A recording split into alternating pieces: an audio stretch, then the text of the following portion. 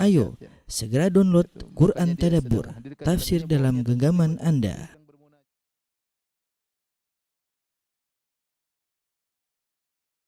Bismillahirrahmanirrahim. Assalamualaikum warahmatullahi wabarakatuh. Innal hamdalillah nahmaduhu wa nasta'inuhu wa nastaghfiruhu wa natubu ilaih wa na'udzu billahi min syururi anfusina wa sayyiati a'malina. May yahdihillahu fala mudilla lahu wa may yudlil fala hadiyalah. Asyhadu an la ilaha illallah wahdahu la syarikalah wa asyhadu anna Muhammadan abduhu wa rasuluhu la nabiyya ba'dah. Ya ayyuhalladzina amanu taqullaha haqqa tuqatih wa la tamutunna illa wa antum muslimun. Ya ayyuhan nasu taqu rabbakumul ladzi khalaqakum min nafsin wahidah wa khalaqa minha zawjaha wa batha minhuma rijalan katsiran wa nisaa'a wattaqullaha alladzi tasaaluna bihi wal arhama innallaha kana 'alaykum raqiba.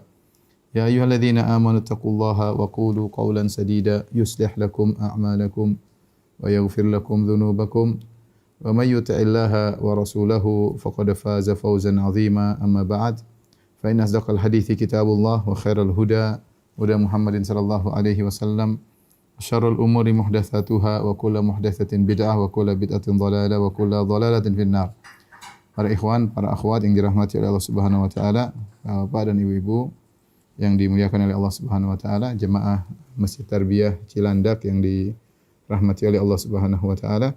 Kita melanjutkan pembahasan kita setelah selesai dari pembahasan perang Badar.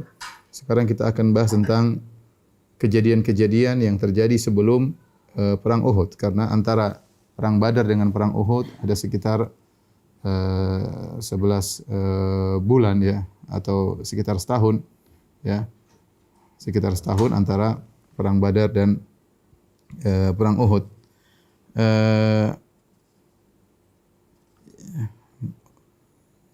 Dan kejadian-kejadian tersebut yang terjadi antara perang Badar, perang Uhud. Perang Badar terjadi pada 2 Hijriah, perang Uhud terjadi pada 3 Hijriah.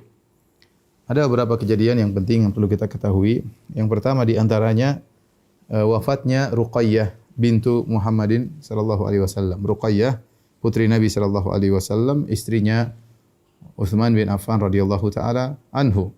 Sebagaimana pernah kita jelaskan sebelumnya, Utsman bin Affan tidak diizinkan untuk ikut perang Badar karena dia diperintahkan oleh Nabi sallallahu alaihi wasallam untuk merawat istrinya, yaitu Ruqayyah bintu Rasulullah sallallahu alaihi wasallam. Dan qadarullah, ternyata Ruqayyah meninggal dunia tatkala selesai perang Badar. Sebagaimana pernah kita sampaikan pada pertemuan yang lalu, Nabi mengirim 2 orang sebagai pemberi kabar gembira di kota Madinah akan kemenangan Rasulullah SAW dalam perang Badar. Itu Nabi mengirim Zaid bin Harithah di antaranya ya. Kemudian Zaid bin Harithah segera memberi kabar gembira tentang kemenangan Rasulullah sallallahu alaihi wasallam. Ketika Zaid bin Harithah sampai di kota Madinah, dia mendapati putranya Usama bin Zaid yang sedang meratakan tanah di atas kuburannya Ruqayyah bintu Rasulullah sallallahu alaihi wasallam. Al-Imam Al-Bukhari meriwayatkan ya, di mana Ibnu Umar radhiyallahu anhuma berkata, "Innama taghayyaba Utsman an Badr fa innahu kana tahta bintu Rasulillah sallallahu alaihi wasallam wa kanat maridah." Utsman bin Affan tidak ikut perang Badar karena dia tahtahu bintu Rasulillah, karena istrinya adalah Ruqayyah dan waktu itu sedang sakit, maka Utsman merawat Ruqayyah. Maka Nabi SAW berkata kepada Utsman setelah pulang dari perang Badar, "Innalaka ajra rajulin mimman syahida Badran wa sahmahu." Utsman, meskipun engkau tidak ikut perang Badar, kata Nabi SAW, engkau mendapatkan pahala seseorang yang ikut perang Badar. Bahkan kau mendapatkan sahmahu, itu kau dapat bagian dari ghanimah yang Rasulullah dapatkan dalam perang Badar, diberikan juga kepada Utsman bin Affan radhiyallahu taala anhu. Dan ini ada di antara kemuliaan Utsman radhiyallahu taala anhu, tidak ikut perang Badar tapi dinilai seperti ikut perang Badar, bahkan mendapatkan sebagian ghanimah yang diperoleh oleh para sahabat dalam perang Badar. Setelah itu Ramadan, kita tahu perang Badar terjadi pada bulan Ramadan ya. Kemudian Syawal ya. Syawal pada tahun 2 Hijriah, itulah awal Idul Fitr yang terjadi di kaum muslimin ya, dan itu adalah hari kegembiraan yang sangat besar bagi kaum muslimin, terutama Idul Fitri mereka setelah perang Badar, setelah kemenangan yang luar biasa. yang mereka raih dalam perang Badar yang disebut dengan Yaumul Furqan, ya, hari pembeda. Ketika Nabi SAW datang ke kota Madinah, Nabi mendapati ada 2 hari raya yang sering dirayakan oleh penduduk kota Madinah. Di situ mereka bersenang-senang, mereka bermain-main di hari tersebut. Ya, maka Rasulullah SAW ketika datang dan melihat situasi ada 2 hari raya mereka, maka Nabi mengatakan, Innallaha qad abdalakum bihima khairan minhuma. Sungguhnya Allah telah menggantikan bagi kalian 2 hari raya ini dengan 2 hari raya yang lain lebih baik. Yaumul Fitri wa Yaumun Nahar. Hari Idul Fitr dan hari Idul Adha, ya. Dan ini dalil bahwasanya 2 perayaan yang sering mereka lakukan tersebut di-cancel oleh Nabi sallallahu alaihi wasallam dan diganti dengan 2 hari raya baru, Idul Fitr dan Idul Adha. Yang hadis ini dijadikan dalil oleh para ulama bahwasanya hari raya umat Islam, ya, tahunan cuma 2, yaitu Idul Fitr dan Idul Adha, ya. Maka jadilah Idul Fitri, Idul Adha perayaan yang menggantikan 2 hari raya yang biasa dilakukan oleh penduduk kota Madinah. Kemudian di antara peristiwa yang terjadi antara perang Badar dengan perang Uhud adalah pernikahan Ali bin Abi Thalib radhiyallahu taala anhu dengan Fatimah radhiyallahu taala anha, putri Nabi sallallahu alaihi wasallam, ya. Ali bin Abi Thalib telah menikah dengan Fatimah pada tahun pertama Hijriah. Tetapi Ali bin Abi Thalib baru tinggal serumah, yaitu baru menggauli Fatimah radhiyallahu taala anha pada tahun kedua Hijriah, setelah perang Badar. Cuma para ulama khilaf. Setelah kita tahu perang Badar pada bulan Ramadan tahun kedua Hijriah. Nah, Ali tinggal serumah dengan Fatimah kapan? Ada yang mengatakan di bulan Syawal, ya, ada yang mengatakan di bulan Dzulhijjah. Intinya setelah perang Badar. Di antara dalil dan sebagaimana sering disampaikan bahwasanya orang-orang kebiasaan orang Arab dahulu, ya, bahkan sampai sekarang mereka memisahkan antara akad dengan tinggal serumah, ya. Antara akad dengan tinggal serumah mereka pisahkan. Seperti Nabi SAW menikah dengan Aisyah ketika Aisyah berusia 6 atau 7 tahun, kemudian baru tinggal serumah dengan Aisyah 3 tahun berikutnya. Baru 3 tahun berikutnya akad dulu, baru kemudian 3 tahun berikutnya baru tinggal bersama-sama.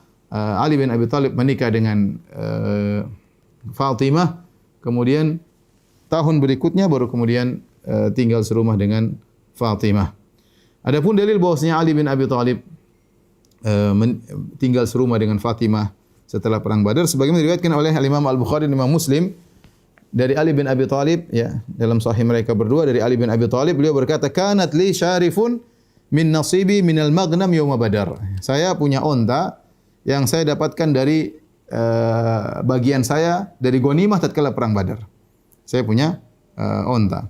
Wa kana Nabi sallallahu alaihi wasallam a'tani syarifan minal khumus, dan Nabi sallallahu alaihi wasallam yang memberikan aku onta tersebut, ya, onta betina dari al-khumus, dari 1/5 yang merupakan hak Nabi sallallahu alaihi wasallam. Falamma aradtu an abtaniya bi Fatimah binti Rasulillah, tatkala aku ingin mengambil Fatimah untuk tinggal serumah denganku, wa attu rajulan sawwagan min bani Qainuqa an yartahila ma'iya fanatiya bi idkhir aradtu an abi'ahu sawwagin. Maka aku waktu itu pergi bertemu dengan seorang sawwag. Sawwag itu ahli emas, untuk membuat emas, mengecat emas, membentuk emas dari Yahudi Bani Qainuqa. Aku minta seorang ahli perhiasan, ya, untuk pergi bersamaku. Jadi Ali minta tolong sama dia, ya, karena mereka bermuamalah antara kaum muslimin dengan orang Yahudi, meskipun berbeda agama, tapi mereka bermuamalah dan mereka punya perjanjian untuk bagaimana kenegaraan berjalan di kota Madinah, sebagaimana pernah saya sampaikan, yaitu ketika Nabi SAW sampai kota Madinah, Nabi mendapati beberapa komunitas, yaitu komunitas Yahudi, komunitas kaum musyrikin, dan komunitas kaum muslimin. Maka dibuatlah suatu nama piagam namanya Wathiqatul Madinah, piagam kota Madinah. Disitulah ditulis beberapa aturan kenegaraan yang disepakati oleh komunitas-komunitas yang berbeda-beda agama tersebut, ya. Di antaranya walil Yahudi dinuhum walil muslimin dinuhum, kaum muslimin punya agama sendiri, Yahudi punya agama sendiri. Wal muslimun yunfiqun wal yahud yunfiqun. Kalau terjadi perang maka dua-duanya harus saling berinfak untuk bela negara. Intinya terjadi muamalah. Rasulullah SAW juga berdagang dengan mereka. Ali bin Abi Thalib juga bermuamalah dengan mereka. Di antaranya dalam Sahih Bukhari dan juga dalam Sahih Muslim, ketika Ali bin Abi Thalib ingin mengambil Fatimah dari rumah Nabi SAW untuk tinggal bareng, ini butuh biaya. Kebetulan dia punya onta yang merupakan ghanimah yang dia dapatkan dari perang Badar, ya. Maka dia pun berjanji dengan seorang Yahudi dari Bani Qainuqa yang ahli perhiasan untuk pergi bersama Ali bin Abi Thalib menemani Ali. Fana'ti bil idkhir, kemudian mereka membawa idkhir. Idkhir adalah semacam tumbuhan yang harum baunya ya. Kemudian digunakan untuk di atap ya. Aradtu an abi'ahu sawaghin. Aku ingin jual idkhir kepada sawaghin, yaitu ahli-ahli emas, orang-orang Yahudi yang lainnya. Wa asta'ina bihi fi walimati ursin. Dan aku berharap kalau uang yang aku dapatkan tersebut aku gunakan untuk walimah urs, karena butuh biaya ya. Ketika Ali bin Abi Thalib tinggal serumah dengan Fatimah radhiyallahu anha, ketika itu umurnya 18 tahun. Sementara Ali bin Abi Thalib umurnya 25 tahun. 25 tahun dengan 18 tahun. Disebutkan bahwasanya sebelum Ali bin Abi Thalib melamar Fatimah radhiyallahu anha ternyata sudah dilamar oleh orang-orang hebat.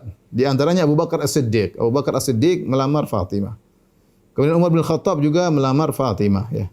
Tetapi Nabi SAW menolak keduanya ya, karena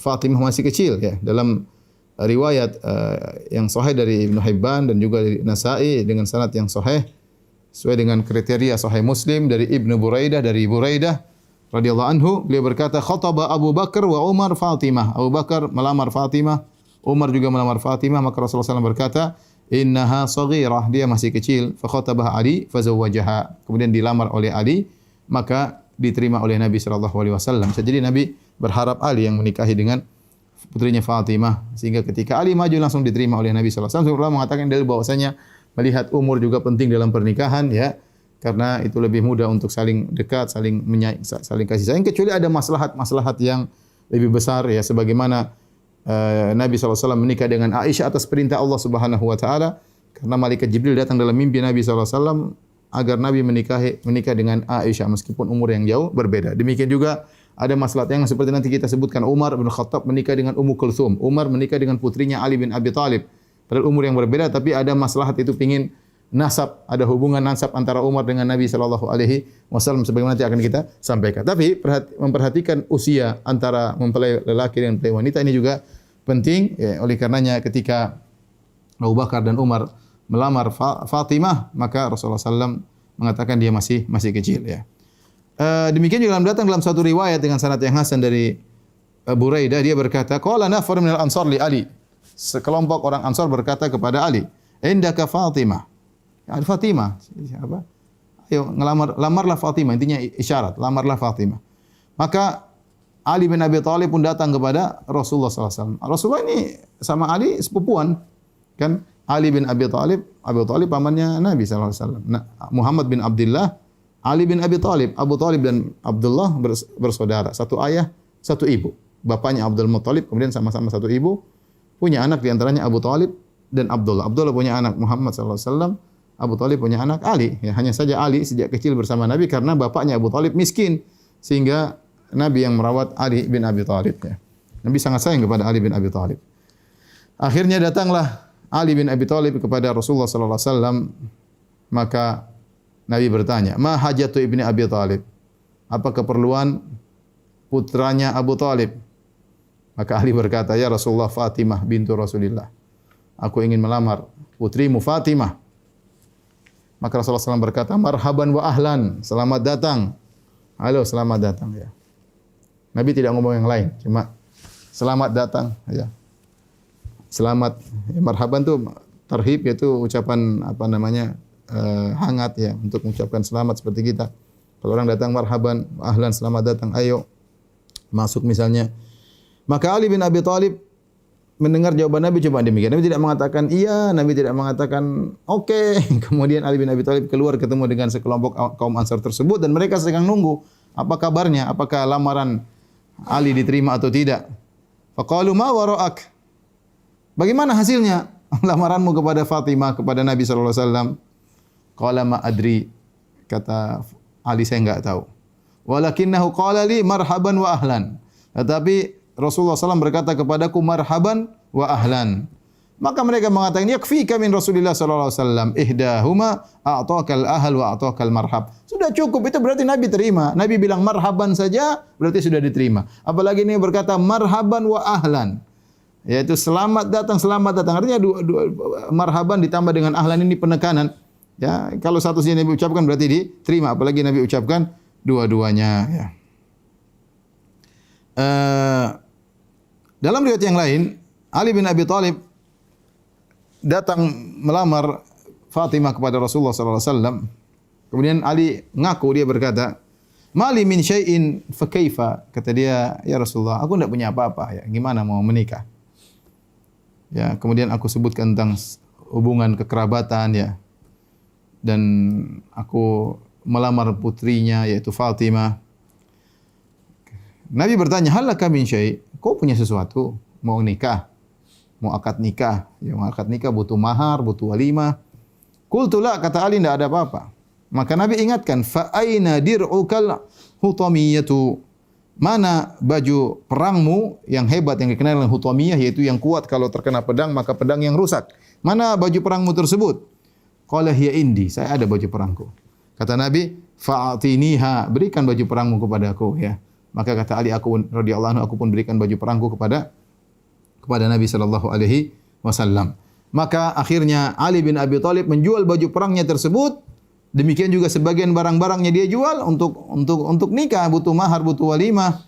Fabalagha 480 dirhaman. Maka alhamdulillah setelah dijual laku 480 dirham. 480 dirham itu kira-kira berapa? Kira-kira kalau kita katakan 12 dirham sama dengan 1 dinar, berarti 480 bagi 12 sama dengan 40 dinar. 40 dinar, 1 dinar tuh 4/4 gram emas kali 4,25 sama dengan sekitar 170 gram. 170 gram emas kira-kira. Ini kira-kira dikurskan kira-kira 170 gram emas. Ini cukup banyak ya. Maharnya Ali yang Ali belikan kepada Fatimah karena baju perang mahal dahulu, begitu dijual dapat duit banyak. Kata Nabi sallallahu alaihi wasallam memerintahkan Ali bin Abi Thalib untuk 2/3-nya dibelikan minyak wangi dan sisanya 1/3 dibelikan baju. Nah, mereka perhatian sama minyak wangi. Baik. Kemudian Rasulullah pun menyiapkan Fatimah untuk diantar kepada Ali bin Abi Thalib ya. Yaitu Rasulullah fi khamilin wa qirbatin wa wisadati adamin hashuha liful idkhir. Rasulullah menyiapkan untuk Fatimah sebuah kain yang bagus ya. Kain yang lembut ya. Kemudian qirbah, ada juga tempat air, kemudian ada bantal, kemudian bantal tersebut isinya adalah serabut-serabut dari idkhir. Tatkala Ali bin Abi Thalib ingin tinggal serumah dengan Fatimah, Rasulullah SAW berkata kepada Ali, "Ya Ali, innahu la budda lil ursi min walimah." Ya Ali, ya, harus ada walimah. Pernikahan ada walimah. Maka Sa'ad bin Abi Waqqas berkata, "Alayya kabsyun," saya tanggung 1 ekor kambing. Kemudian yang lainnya nanggung ar-rahtun minal ansar asau'an min dzurratin. Maka sebagian kaum Ansar kumpul-kumpul ya beberapa sa' dari gandum atau dari jagung atau dari tepung, sudah bikin walimah. 1 ekor kambing sama beberapa kilo dzurra atau jagung atau tepung mungkin untuk dibuat roti. Kemudian ketika malam pengantin atau malam pertemuan Ali bin Abi Thalib dengan Fatimah radhiyallahu taala anha, maka Rasulullah berkata kepada Ali, "La tuhdits syai'an hatta talqani." Ya, jangan kau melakukan sesuatu sampai kau bertemu dengan aku. Maka Rasulullah SAW pun minta didatangkan air. Rasulullah SAW berwudu. Kemudian Rasulullah SAW menumpahkan air tersebut kepada Ali radhiyallahu anhu. Kemudian Nabi berdoa, "Allahumma barik fihima." Ya Allah, berilah berkah kepada keduanya, Ali dan Fatimah. Wa barik alaihima, dan curahkanlah berkah kepada mereka berdua. Wa barik fi naslihima, dan berkahilah keturunan mereka berdua. Dari pernikahan Fatimah dengan Ali radhiyallahu taala anhu lahirlah beberapa anak. Yang pertama adalah Al-Hasan, kemudian Al-Husain, kemudian Muhassin, Ummu Kulthum dan Zainab. Jadi 3 anak laki-laki, Hasan, Husain, Muhassin. Kemudian perempuan 2, Ummu Kulthum dan Zainab. Jadi 5 anak, 3 laki-laki, 2 perempuan. Yang pertama lahir adalah Hasan, yang paling tua. Oleh karenanya Ali bin Abi Thalib disebut dengan Abul Hasan ya, karena yang paling tua anaknya adalah Al Hasan bin Ali bin Abi Thalib. Kata Ali bin Abi Thalib radhiyallahu taala anhu, tatkala wulidal Hasan samaituhu harban. Ketika Hasan lahir, aku menamakan Hasan dengan harb. Harb itu artinya perang, ya. Orang-orang Arab dahulu senang menamakan anak mereka dengan nama-nama yang sangar. Ya. Seperti apa namanya? Harb. Harb artinya perang, ya. Seperti Laith, ya, seperti Fahad artinya macan ya. Laith artinya serigala, ya, atau kemudian Hamzah singa. Mereka suka nama-nama tersebut karena orang-orang Arab dahulu terkenal dengan peperangan, ya. Haidarah artinya singa, ya. Oleh karena ketika Ali bin Abi Thalib dalam perang Khandaq, kemudian dia menakut-nakuti musuh, dia berkata, "Ana alladhi sammatni ummi Haidarah. Kalaithi ghabatin karihil manzara." Ya, aku adalah orang yang ibuku menamaiku dengan singa, seperti singa yang menakutkan di tengah hutan yang menakutkan pemandangannya. Ya, nakut-nakuti musuhnya, ya. Makanya nama-nama mereka terkadang nama-nama yang menakutkan seperti sampai sekarang Fahad itu macan, ya. Macan. Kemudian misalnya Hamzah, kemudian misalnya tadi Laith, ya. Kemudian ketika Hasan lahir, dia namakan Harb. Harb itu peperangan. Faja'a Rasulullah SAW kemudian ingin lihat cucunya. Rasulullah berkata, "Aruni ibni, mana putraku?" "Ma samaitumuhu, apa yang kalian namakan dia?" "Qultu harban, aku namakan dia dengan Harb." Faqala bal huwa Hasanun. Nabi bilang, enggak, ganti dengan nama Hasan. Akhirnya ketika lahir yang berikutnya Husain. Jadi Hasan dan Husain ini bukan kembar, ya, jangan orang menyangka Hasan Husain kembar, tidak. Hasan dulu baru kemudian Husain belakangan. Ketika lahir Husain samaituhu harban. Ketika Husain lahir aku namakan lagi Harb, ya. Ali senang punya nama-nama yang semangat peperangan. Harb, perang artinya. Rasulullah SAW berkata, "Aruni ibni." Rasulullah datang lagi tengok cucunya, "Tunjukkan kepadaku mana cucuku." "Ma samaitumuhu." Kalian kasih nama apa cucuku ini? "Qultu Harb." Kata Ali bin Abi Thalib, saya namakan Harban, yaitu perang. Kata Rasulullah SAW, "Bal huwa Husain." Ganti dengan apa? Husain, ya. Tatkala lahir anak ketiga, Ali bin Abi Thalib masih semangat, kasih lagi nama anaknya Harb, anak laki-laki yang ketiga. Rasulullah SAW datang lagi tengok cucunya yang ketiga. "Aruni ibni," mana cucuku? "Ma samaitumu," apa yang kalian berikan nama kepadanya? "Qultu Harban." Kata Ali bin Abi Thalib, saya namakan dengan Harban. Kata Nabi SAW, "Bal huwa Muhassin." Dia namanya Muhassin. Jadi Hasan, Husain dan Muhassin. Ya. Ketika Hasan dan Husain lahir, maka Nabi SAW mengakikahkan mereka berdua pada hari ke-7 kelahiran mereka berdua, ya. Datang dalam riwayat, ya, dari Ibnu Hibban radhiyallahu taala anhuma, dari Ibnu Hibban dalam sahihnya, Al-Hakim dengan sahihnya juga dalam sanad yang hasan, ya. Dan ini juga diriwayatkan oleh Abu Dawud, ya. Dari Aisyah radhiyallahu taala anha qalat, Aisyah berkata, "Aqqa Rasulullah sallallahu alaihi wasallam an Hasan wa Husain yaum as-sabi'."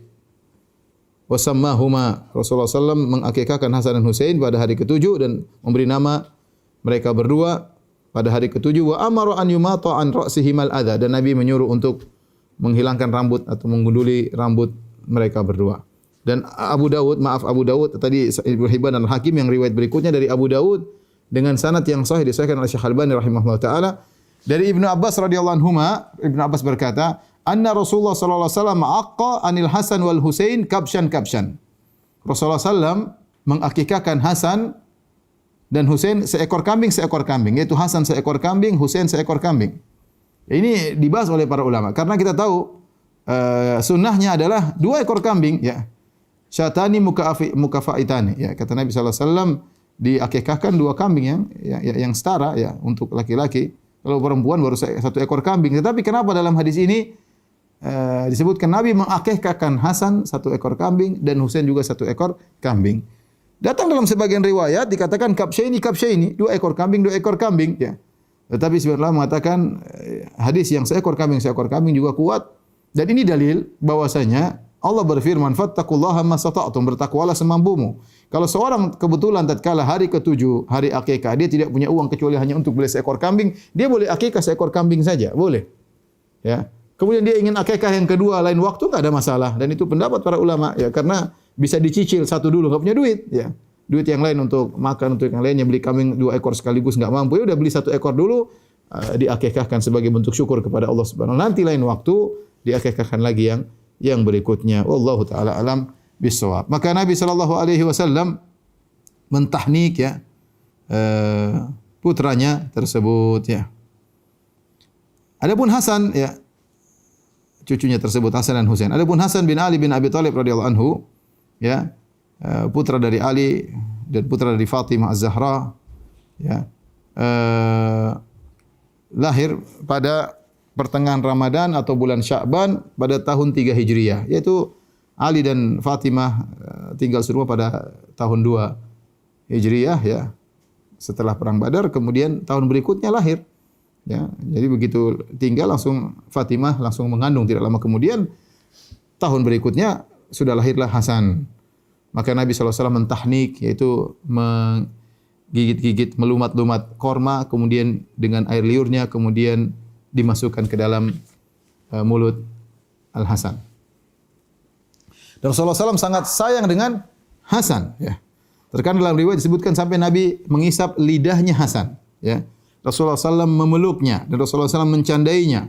Bahkan dalam riwayat terkadang Rasulullah SAW sedang sholat, tahu-tahu Hasan naik. Kemudian Hasan naik di atas leher Nabi SAW. Kemudian Nabi dijadikan kuda-kudaan sampai Nabi sujud dalam kondisi lama. Ya, sampai Nabi sujud dalam kondisi lama, para sahabat ikut sujud lama. Sampai sang perawi hadis seorang sahabat lihat, ada apa kok Nabi sujud lama? Ternyata ada Hasan sedang naik di pundak Nabi SAW. Setelah selesai sholat, orang-orang datang kepada Nabi, ya Rasulullah, ya, unzila alaika am hadatsa syai'? Kenapa kau sujud lama? Apakah turun ayat ketika sedang sujud, turun wahyu, ataukah telah terjadi sesuatu? Kata Nabi SAW, kullu dzalika lam yakun. Semua itu tidak ada, tidak terjadi sesuatu, tidak ada wahyu turun. Walakin ibni hadza irtahalani. Ya. Wa karihtu ya an uajjilahu ya alaihi. Kata Rasulullah, tidak ada terjadi apa-apa, tapi ini cucuku, jadikan aku tunggangan, dan aku tidak ingin mengganggu dia lagi enjoy main kuda-kudaan di atas Nabi sallallahu alaihi wasallam. Maka Nabi sujud lama. Begitu sayangnya Nabi kepada cucunya, sampai para sahabat juga ikut sujud lama jadi korban karena Hasan naik di atas Nabi sallallahu alaihi wasallam. Ini menunjukkan bagaimana sayangnya Rasulullah SAW kepada Hasan. Demikian juga putra yang lain, cucunya yang lain Al-Husain. Ya. Demikian juga Rasulullah SAW pernah berkhutbah di mimbar. Ketika dia sedang khutbah di mimbar, tiba-tiba Hasan dan Husain berjalan, terjatuh. Maka Rasulullah SAW turun dari mimbar, ngambil dua cucunya, kemudian dibawa di atas mimbar, kemudian lanjutkan khutbahnya. Ya. Kata Nabi SAW, inni ru'aitu hadaini yamshiyani. Aku lihat dua cucuku ini sedang berjalan, wa ya'thuran, dan mereka berdua terjatuh. Falam amlik an nazaltu ilaihiman. Aku tidak tega, akhirnya aku turun bawa kedua cucuku tersebut ya.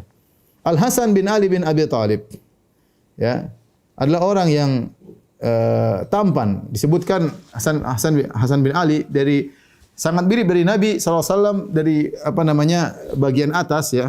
Adapun dari bagian bawah yang mirip dengan Nabi adalah Al-Husain. Tapi kalau bagian dada ke atas miripnya seperti Nabi adalah Al-Hasan. Makanya ketika Ali dengan Al-Hasan, kemudian datang Abu Bakar, kemudian Nabi, Abu Bakar kemudian mengendong Hasan, kemudian Abu Bakar berkata, syabihun bin Nabila, syabihun bi Ali. Yaitu Abu Bakar mencandai Ali bin Abi Thalib, mengatakan anakmu ini bukan mirip kamu, hai Ali, tapi mirip kakeknya Nabi SAW. Hasan tampan, ya, orangnya tampan, kemudian gagah, ya, kemudian terpuji, orangnya sangat baik, ya, sangat bertakwa, wara, hebat, ya. Hasan bin Ali bin Abi Thalib sangat berakhlak mulia. Terkumpul pada Hasan bin Ali bin Abi Thalib berbagai banyak kebaikan. Tetapi yang jadi masalah disebutkan bahwasanya bukan masalah, ini perkara yang biasa ya bagi seorang yang sederajat Al-Hasan bin Ali bin Abi Thalib. Disebutkan dalam biografi beliau, di antaranya menyebutkannya adalah Az-Zahabi dalam Syiar A'lam Nubala. Beliau berkata, wa kana min kahan mitlaqan. Hasan bin Ali ini suka menikah dan suka mencerai. Tazawwaja nahwan min 70 imra'atan. Dia menikah sekitar dengan 70 orang wanita. Wa qallama kana yufariquhu arba'u dharair. Hampir tidak pernah istrinya 3, selalu 4. Mungkin variabelnya ganti-ganti, tapi selalu 4, ya.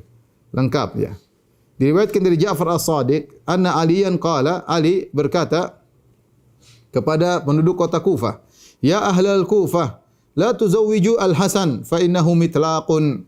Wahai ahlul Kufah, penduduk kota Kufah, jangan kalian menikahkan putri kalian dengan Hasan.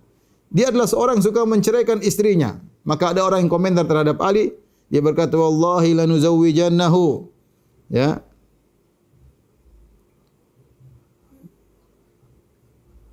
Fama radhiya amsaka wa ma kariha talaq. Kata seorang mengomentari, "Wahai Ali bin Abi Thalib, demi Allah kita tetap akan menikahkan putri kita dengan Hasan. Dia suka tahan, enggak suka ceraikan, enggak ada masalah ya." Ya, dan Hasan tampan, dan sebagian ulama berpendapat Hasan melakukan demikian karena dia ingin memperbanyak ahlul bait. Dan dia tidak menzalimi ya. Orang juga senang dekat dengan dia, diceraikan juga tidak jadi masalah. Yang penting sudah punya anak dari Al Hasan, bagaimana tidak bangga punya keturunan dari keturunan Rasulullah sallallahu alaihi wasallam, Al Hasan bin Ali bin Abi Thalib. Saya punya sebagian kawan-kawan di Saudi, mereka syarif, asyraf keturunan Nabi sallallahu alaihi wasallam dari jalur Al Hasan. Dari jalur Al Hasan, sebagaimana sebagian ahlul bait dari jalur Al Husain ya.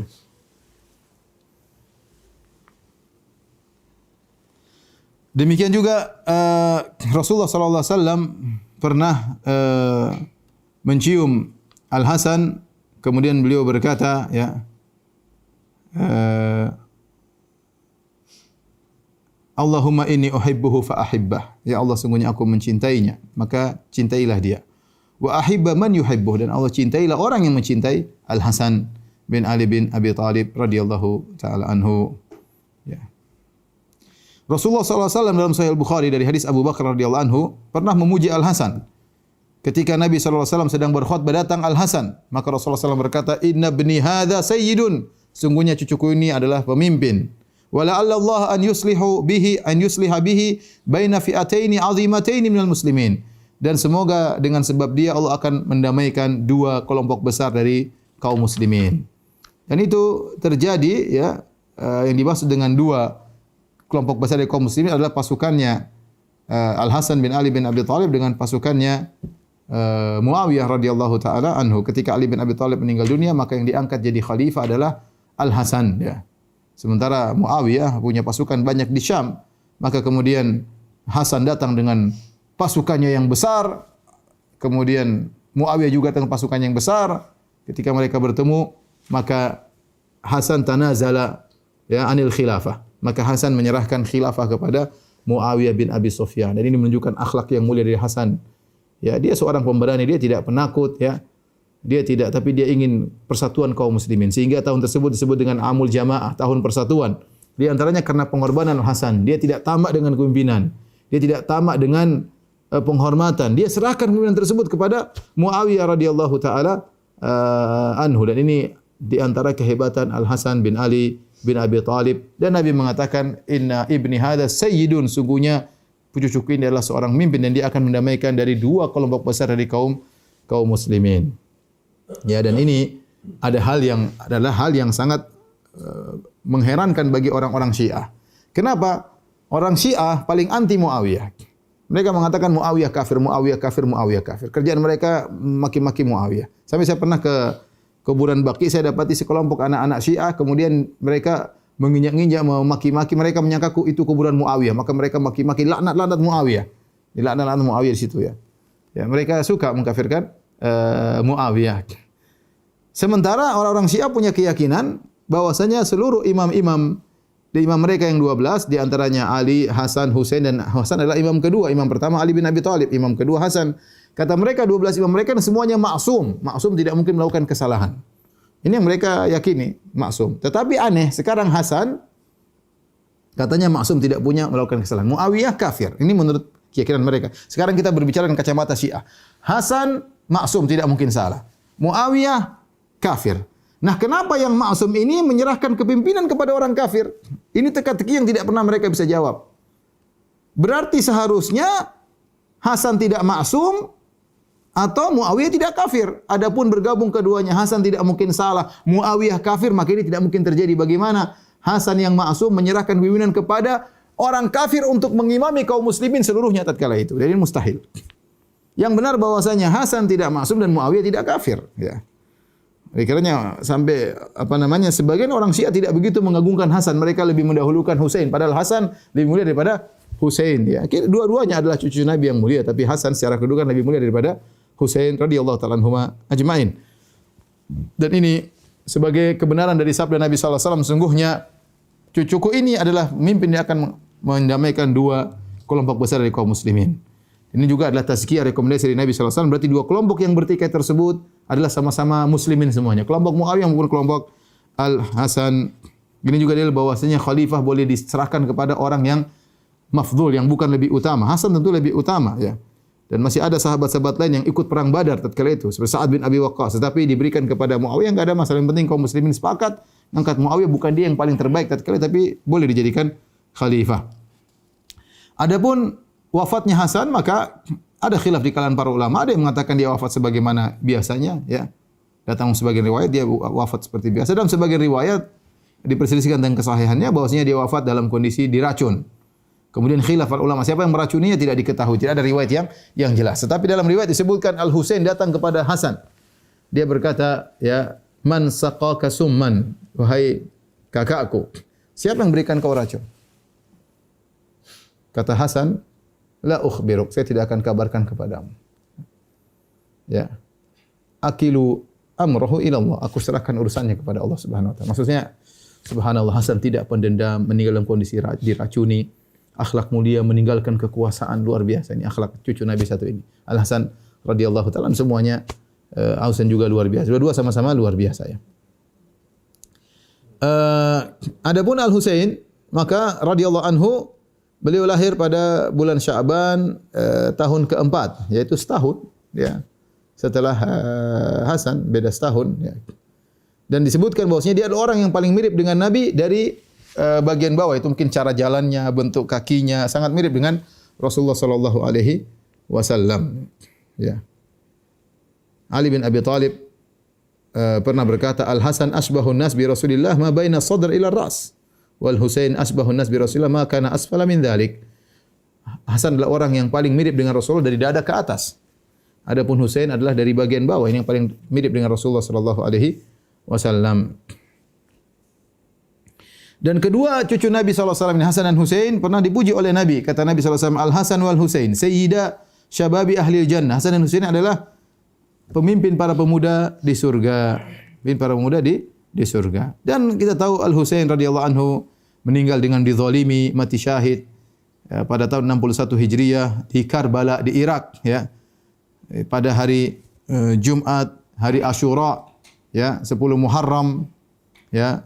Dan ketika itu beliau umurnya 58 tahun, ya. Ceritanya panjang, tapi intinya dia dibunuh dengan kezaliman radhiyallahu taala anhu. Adapun anak yang ketiga dari Ali dan Fatimah, Muhassin. Bagaimana Muhassin? Muhassin meninggal dalam kondisi masih kecil, ya. Kata Ibnu Hajar bahwasanya para ulama ahli sejarah sepakat bahwasanya Muhassin bin Ali bin Abi Thalib meninggal ketika dia masih kecil di zaman Nabi sallallahu alaihi wasallam. Adapun Hasan dan Husain meninggal setelah Rasulullah SAW meninggal, ya. Tetapi Muhassin lahir di zaman Nabi SAW dan meninggal ketika masih kecil. Adapun putri Ali bin Abi Thalib dengan Fatimah, Ummu Kulsum, kita bilang putrinya dua, Ummu Kulsum dan Zainab. Bagaimana Ummu Kulsum? Ummu Kulsum lahir sekitar pada tahun 6 Hijriyah, ya. Dia bertemu dengan Nabi sallallahu alaihi wasallam, tidak meriwayatkan hadis dari Nabi sallallahu alaihi wasallam, ya. Kemudian Ummu Kulsum dinikahi oleh siapa? Oleh Umar bin Khattab radhiyallahu taala anhu, ya. Bagaimana pernikahannya? Yaitu Umar bin Khattab datang kepada Ali bin Abi Thalib, kemudian melamar Ummu Kulsum. Ummu Kulsum masih kecil, Umar sudah cukup tua. Maka Umar berkata, ankihniha, nikahkanlah putrimu kepadaku. Ya, kata Ali bin Abi Thalib, inni arsuduha li ibni akhi Abdullah bin Ja'far. Aku siapkan putriku ini untuk putra saudaraku, ya, yaitu Abdullah bin Ja'far, ya. Ali punya saudara namanya Ja'far bin Abi Thalib. Ja'far bin Abi Thalib meninggal dalam perang Mu'tah, ya, kakaknya Ali, ya.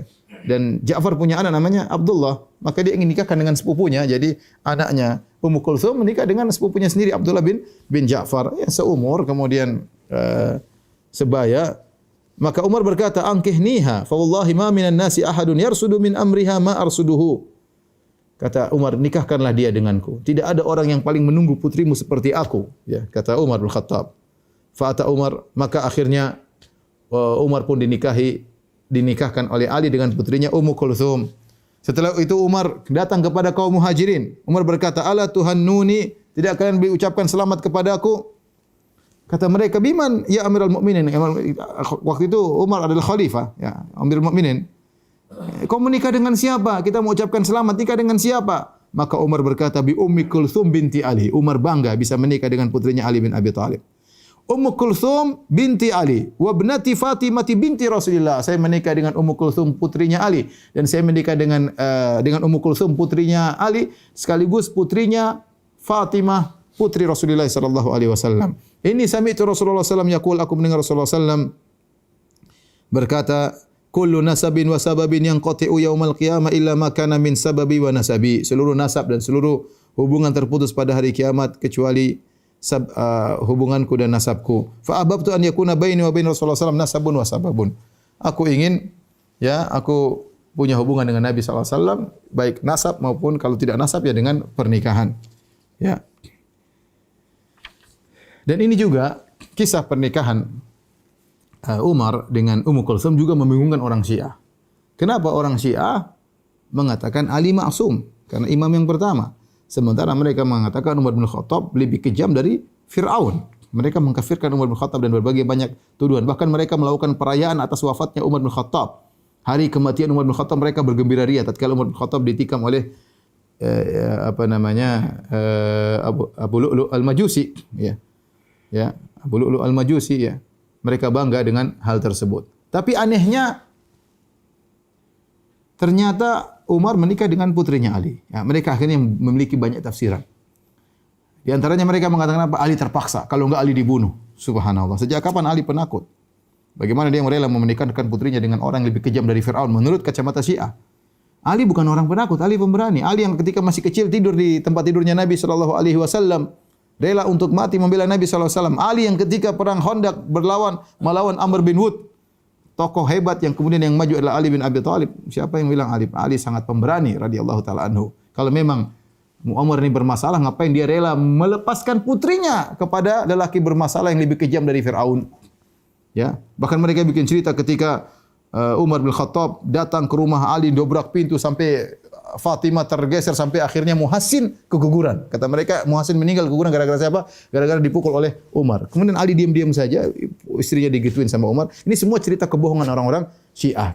Di antara peristiwa yang membingungkan mereka adalah ternyata Umar menikah dengan Ummu Kulthum putrinya Ali. Ini berarti kan sudah ada hubungan kasih sayang antara mertua dengan menantu. Mustahil Ali benci kepada Umar kemudian merelakan putrinya, ya. Ada yang mengatakan enggak, yang menikah dengan Umar adalah setan. Jadi Ali datang ke dukun kemudian minta datangkan, akhirnya ada jin perempuan menyamar jadi putrinya Ali. Ini juga kebohongan luar biasa. Yang membantah ini semua ternyata pernikahan antara Umar dengan Ummu Kulthum lahir seorang anak namanya Zaid bin Umar. Namanya Zaid bin Umar, ya. Zaid bin Umar, ya. Kemudian setelah lahir Zaid bin Umar, akhirnya Umar meninggal dunia, ya. Kemudian akhirnya Ummu Kulthum dinikahi dengan sepupu-sepupunya, anak-anaknya Ja'far. Setelah itu dinikahi oleh Aun bin Ja'far. Ternyata Aun bin Ja'far meninggal dunia lagi. Kemudian Ummu Kulthum dinikahi oleh Muhammad bin Ja'far. Ternyata Muhammad bin Ja'far meninggal lagi. Akhirnya dinikahi oleh Abdullah bin Ja'far, ya, sebagaimana yang direncanakan oleh Ali bin Abi Thalib. Akhirnya suami terakhirnya Abdullah bin Ja'far. Kemudian disitulah Ummu Kulthum meninggal ketika bersuamikan Abdullah bin Ja'far. Adapun Zainab bintu Ali radhiyallahu taala anhuma, ya, maka beliau lahir di masa kehidupan Nabi sallallahu alaihi wasallam, ya. Beliau adalah perempuan wanita yang sangat mulia, ya. Kemudian dia dinikahkan dengan Abdullah bin Ja'far, ya. Kemudian lahirlah beberapa anak dari pernikahan dengan Abdullah bin Ja'far, di antaranya Ali, kemudian di antaranya Aun al-Akbar, kemudian Abbas, Muhammad, kemudian Ummu Kulthum juga, ya. Namun dia waktu itu bersama dengan Al-Husain. Ketika Al-Husain terbunuh, kemudian dia dibawa ke Damaskus, kemudian meninggal di sisi suaminya Abdullah bin Ja'far. Itulah Zainab bintu Ali. Baik, para pemirsa yang dirahmati oleh Allah Subhanahu wa taala. Ali menikah dengan Fatimah, punya anak 5 tadi ya. Dan Ali tidak pernah poligami. Sampai suatu hari Ali ingin poligami. Ingin menikah dengan putrinya Abu Jahal. Ini terjadi jauh, yaitu setelah Fatu Makkah, disebut setelah Fatu Makkah, itu Abu Jahal sudah tewas ya. Kemudian Ali ingin menikah dengan putrinya Abu Jahal. Maka akhirnya Fatimah datang mengeluh kepada Rasulullah SAW. Fatimah mengeluh dan Rasulullah sangat sayang kepada Fatimah. Kenapa sangat sayang? Para ulama menyebutkan di antaranya seluruh putri-putri Nabi meninggal di masa kehidupan Nabi SAW. Dan tinggal putri satu-satunya itu Fatimah. Jadi Nabi sangat sayang kepada Fatimah. Apalagi Fatimah cara jalannya persis seperti jalannya Nabi sebagaimana Aisyah sifatkan. Ya. Kemudian yang berikutnya Fatimah diuji dengan ujian yang luar biasa, itu meninggal bapaknya. Bapaknya meninggal di masa kehidupannya. Makanya Fatimah 6 bulan setelah Rasulullah meninggal, beliau juga meninggal dunia. Intinya ketika itu putri Nabi cuma satu, Fatimah. Ya. Semua anaknya semua meninggal, tinggal sini anaknya tinggal satu. Fatimah, apalagi dari Fatimah kemudian lahir cucunya Hasan dan Husain. Maka ketika Ali melamar, bahkan sudah melamar putrinya Abu Jahal. Abu Jahal sudah tewas. Maka Fatimah mengetahui, suamiku melamar. Maka Fatimah pun datang kepada Nabi SAW, dia berkata, Yaz'umu qaumuka annaka la taqdhab li banatika. Wahai Rasulullah, kaummu menyangka kau tidak marah membela putrimu. Hadza Aliyun nakihun binta Abi Jahal. Ini Ali akan menikahi, sudah ngelamar nih, akan menikahi putrinya Abu Jahal. Maka Rasulullah SAW pun berdiri, kemudian dia berkhutbah, bertasyahud. Kemudian beliau berkata, "Amma ba'du, ankahtu Abul As bin Rabi' fa haddatsani wa sadaqani." Aku menikahkan Abul As dengan putriku Zainab bintu Muhammad dan dia menyampaikan kepadaku dan dia jujur. Wa inna Fatimata bat'atun minni. Ya, sungguhnya Fatimah adalah sepotong dari dagingku. Wa inni akrahu an yasu'aha wallahi la tajtami' bintu Rasulillah wa bintu aduwillah inda rajulin wahid. Dan aku tidak suka ada perkara yang tidak menyenangkan putriku. Demi Allah tidak akan berkumpul putrinya Rasulullah dengan putrinya Abu Jahal musuh Allah pada seorang laki-laki. Tidak mungkin ya. Ali bin Abi Thalib istrinya yang pertama putrinya Rasulullah, istri yang kedua putrinya Abu Jahal. Tidak mungkin dua putri bertemu. Masalahnya panjang nanti kalau punya anak, kakek kita Abu Jahal, repot. Karena Nabi bilang tidak mau ya, tidak mau. Nabi tidak mau ya. Dalam riwayat yang lain Rasulullah SAW berkata, ya, "Inna Fatimah minni wa ana atakhawwafu an tuftana fi diniha." Fatimah adalah dariku dan aku khawatir dia terfitnah dalam agamanya ya. Akhirnya Ali bin Abi Thalib tidak jadi poligami ya. Jadi poligami. Karena kata para ulama tadi, karena Fatimah ini kondisinya sangat disayang oleh Nabi dan juga sangat menyedihkan ya. Dia sedih kenapa ibunya meninggal, Khadijah. Dia sedih kenapa kakak-kakak adik-adiknya semua sudah meninggal. Kemudian sedih lagi nanti Nabi meninggal, tinggal dia sendirian dari keluarga Rasulullah sallallahu alaihi wasallam ya. Maka Nabi tidak ingin dia tersakiti hatinya ya. Adapun Fatimah radhiyallahu taala anha keutamanya sangat banyak, di antaranya Rasulullah SAW pernah berkata kepada Fatimah ya, ketika Rasulullah SAW menyampaikan bahwasanya dia akan meninggal ya. Dan Rasulullah kabarkan bahwasanya dia yang pertama kau akan pertama kali menyusul kematianku. Kemudian Fatimah menangis ketika tahu ayahnya akan meninggal, maka Rasulullah menghiburnya. Rasulullah berkata, "Ya Fatimah, ama tardaina an takuni sayyidatan nisa'i ahlil jannah aw nisa'il mu'minin?" Wahai Fatimah, tidakkah kau ridha, tidakkah kau suka kau akan menjadi pemimpin para wanita surga? Ini adalah tazkiyah, rekomendasi yang sangat hebat dari Nabi sallallahu alaihi wasallam kepada Fatimah radhiyallahu taala anha. Adapun Fatimah tadi sudah disebutkan meninggal sekitar 6 bulan setelah wafatnya Rasulullah sallallahu alaihi wasallam. Baik, peristiwa berikutnya para pemirsa yang dirahmati Allah Subhanahu wa taala adalah munculnya orang-orang munafik. Jadi saya katakan tadi ketika Nabi sallallahu alaihi wasallam datang ke kota Madinah ada 3 komunitas kaum muslimin, yaitu dari siapa kaum muslimin ini? Dari suku Aus, suku Khazraj. Coba kita gambarkan sebentar ya.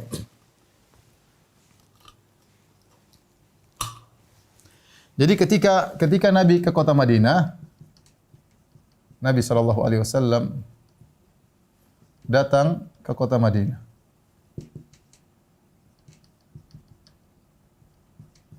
Di Madinah ada 3 komunitas, ada 3 komunitas. Yang pertama, komunitas Yahudi. Yang komunitas Yahudi ini ada 3 suku ya. Suku pertama namanya Bani Qainuqa. Kemudian yang kedua namanya Bani Nadhir. Yang ketiga namanya Bani Quraidah. Bani Quraidah ya. Kemudian di sana ada kaum muslimin, komunitas kaum muslimin. Siapa sih kaum muslimin tatkala itu? Mereka ini adalah suku Al-Aus, dan Al-Khazraj yang masuk Islam.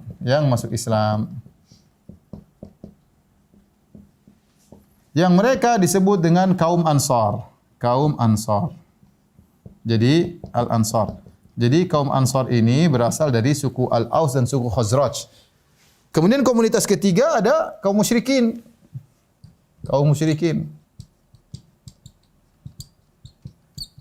Siapakah kaum musyrikin ini? Mereka adalah suku Al-Aus dan Al-Khazraj yang belum masuk Islam dan masih menyembah berhala.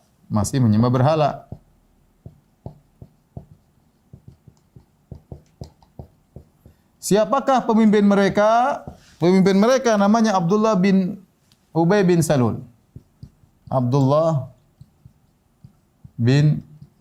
Ya.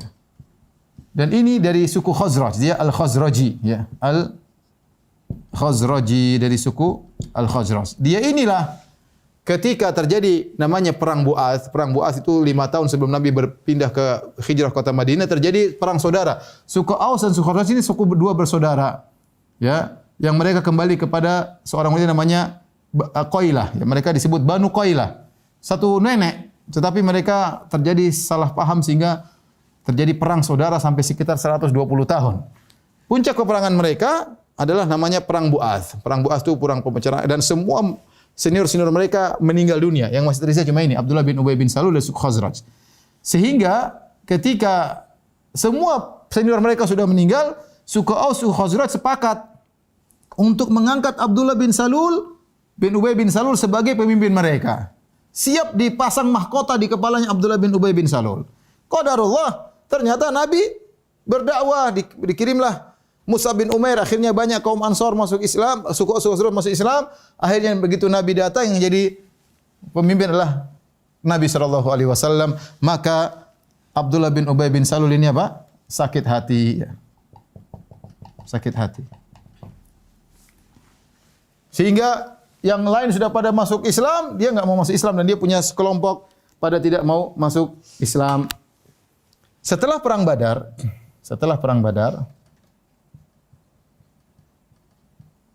ya, nampak kekuatan kaum muslimin, akhirnya mau tidak mau Abdullah bin Ubay bin Salul akhirnya berubah ya. Mereka berubah. Dari mana? Dari musyrikin menjadi munafikin. Menjadi apa? Munafikin. Munafikin dalam maksud KTP-nya Islam ya. Islam tapi batinnya kafir. Inilah. Jadi orang-orang munafik itu baru muncul pada tahun 2 Hijriah. Karena rasa takut kepada kaum muslimin sehingga mau tidak mau mereka harus merubah status jadi munafik.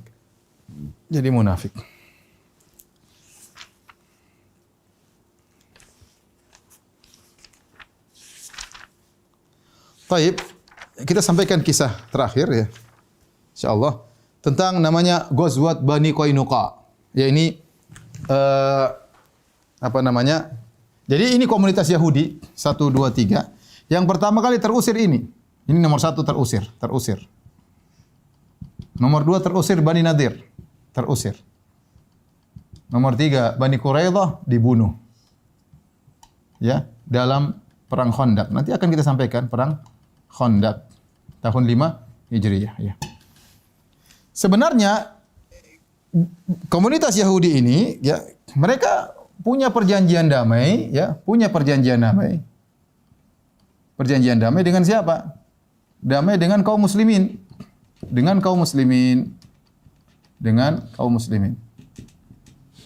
Dalam suatu perjanjian namanya Wathiqatul Madinah. Yang tadi sudah saya singgung-singgung namanya Wathiqatul Madinah ya. Ada risalah doktorat atau magister tentang wathaik suatu perjanjian yang ada dalam sejarah Rasulullah sallallahu alaihi wasallam ya. Saya belum sempat baca tapi di antaranya Wathiqatul Madinah. Itu semacam perjanjian ya, kesepakatan penduduk kota Madinah. Ya, bagaimana kalau ada musuh datang, apa yang harus mereka lakukan? Harus sama-sama berinfak untuk membela negara, ya. Namun mereka semuanya berkhianat. Yahudi semuanya berkhianat. Yang pertama kali berkhianat ya ini Bani Qainuqa. Ini yang pertama kali berkhianat. Kemudian yang kedua berkhianat Bani Nadir, ingin bunuh Nabi sallallahu alaihi wasallam. Yang ketiga berkhianat dalam perang Khandaq, membela kaum musyrikin, ya. Maka yang pertama kali terusir adalah Bani Qainuqa,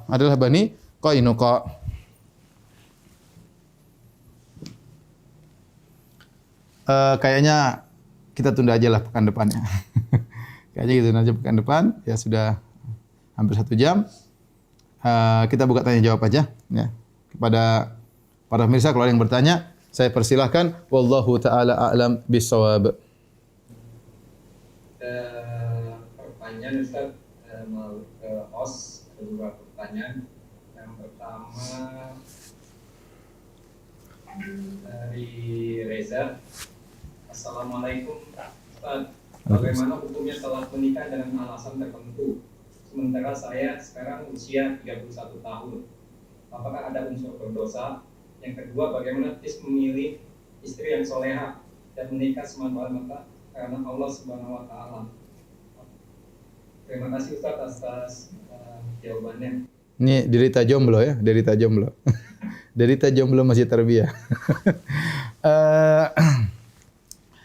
Tentunya hukum pernikahan kata para ulama ya sesuai dengan kondisi sang lelaki.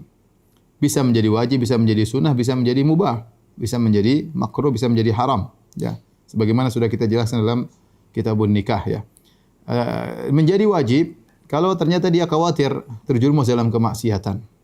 Misalnya kalau dia tidak menikah, akhirnya dia melakukan hal-hal yang haram, seperti sering masturbasi misalnya, atau sering melihat hal-hal yang haram misalnya, maka seperti ini dia harusnya menikah agar dia bisa menyalurkan syahwatnya kepada yang halal ya. Ini sudah wajib seperti ini.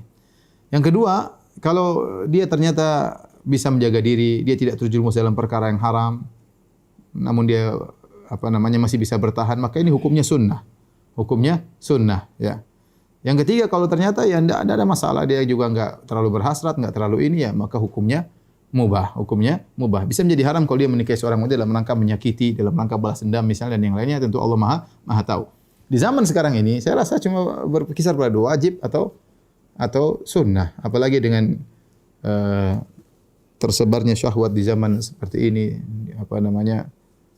pemandangan-pandangan yang membuat syahwat bergejolak, maka seorang berusaha menyelamatkan dirinya untuk segera menikah. Dengan pernikahan tersebut insya Allah diberkahi, dia punya anak dan kemudian anak-anak yang soleh yang akan mendoakan dia dan seterusnya. Maka apalagi umur sudah 31 tahun, ini sudah termasuk jomblo yang ketuaan ya. Kalau bisa jangan sampai umur 31 tahun ya, segera menikah itu lebih baik. Adapun bagaimana memilih wanita yang solehah, ya, banyak doa, ada kriteria yang sudah pernah kita bahas ya. Nanti bisa dinonton kembali tentang bagaimana proses ta'aruf yang benar. Ada cari di YouTube Ustaz Firanda, kemudian ta'aruf yang benar. Mudah-mudahan di situ bisa jadi pencerahan. Tetapi intinya berdoa kepada Allah. Karena sebagaimana dikatakan sebagian ulama, kesolehan wanita sungguhnya tidak ketahuan kecuali setelah dalam pernikahan. Nah, dia bisa menampakkan dirinya soleha. Kita nggak tahu ya. Tahu-tahu begitu menikah ternyata kurang ajar ya. Ternyata suka mencak-mencak, ternyata tidak bersabar, terlalu banyak nuntut, matre dan lain-lainnya, sudah musibah ya. Tetapi di antara cara yang bisa kita lakukan dengan cari informasi. Tanya kepada orang-orang yang dekat dengan dia, tanya orang yang tidak suka dengan dia bagaimana si fulana, ya, informasi apa ya, semampunya. Dan ingat tidak ada yang sempurna. Tidak ada yang sempurna. Dia kalau dilihat dia kelebihannya banyak, kekurangan sedikit, maju aja bismillah taala. Itu pun maju belum tentu diterima lamarannya. Baik. Pertanyaan berikutnya.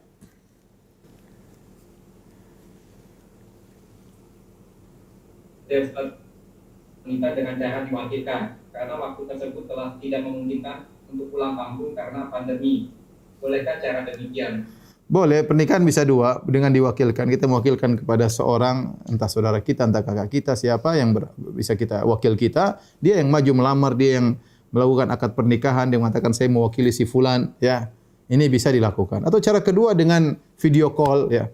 Video call, hadir wali semua lengkap, semua sudah nikah aja dengan video call, tidak perlu wakilkan, langsung terjadi pernikahan. Dan alhamdulillah di balik musibah ada hikmah.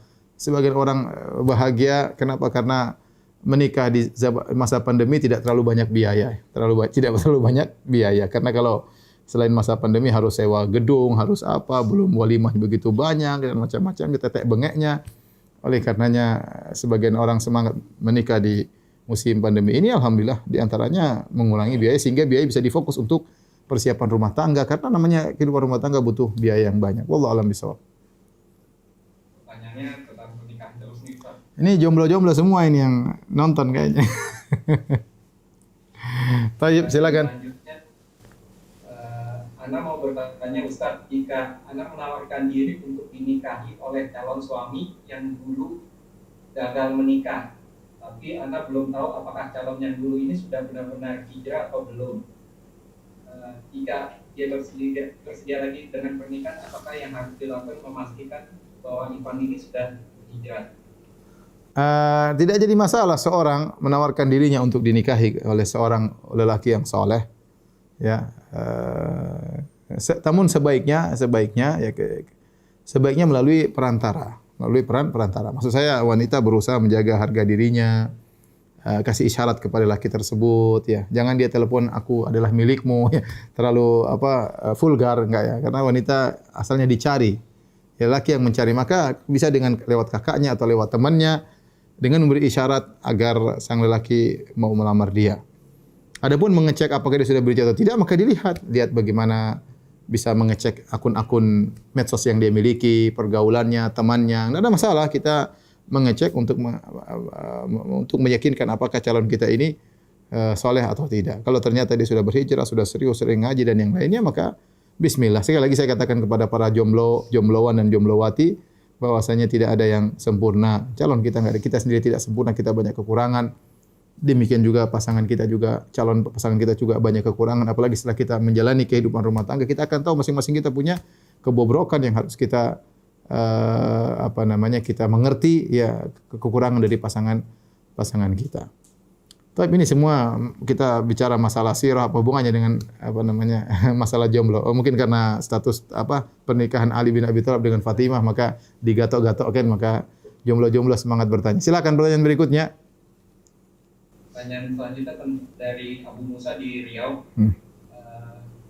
Anda mau tanya arti dari maksum, karena Anda pernah mendengar bahwa maksum adalah terhindar dari dosa, bukan tak pernah berdosa. Apakah perkataan ini benar? Intinya maksum adalah seperti para nabi, mereka maksum, artinya mereka terjaga dari dosa besar. Jadi dua. Pertama, dia terjaga dari dosa besar, tidak akan melakukan dosa besar. Tetapi nabi mungkin melakukan dosa kecil. Sebagaimana kita sebutkan para anbiya, mereka melakukan kesalahan. Nabi Musa punya kesalahan, kemudian Nabi Ibrahim juga punya kesalahan, Nabi SAW juga melakukan dan beliau beristighfar kesalahan. Tapi para anbiya maksum dari dosa besar, artinya tidak mungkin mereka melakukan dosa besar. Itu di antara maknanya maksum. Kemudian mereka juga maksum dari sisi menyampaikan syariat, ya. Tidak mungkin syariat yang mereka sampaikan salah, ya. Tidak mungkin syariat, kalau mereka tidak mungkin yang disampaikan adalah salah, ya.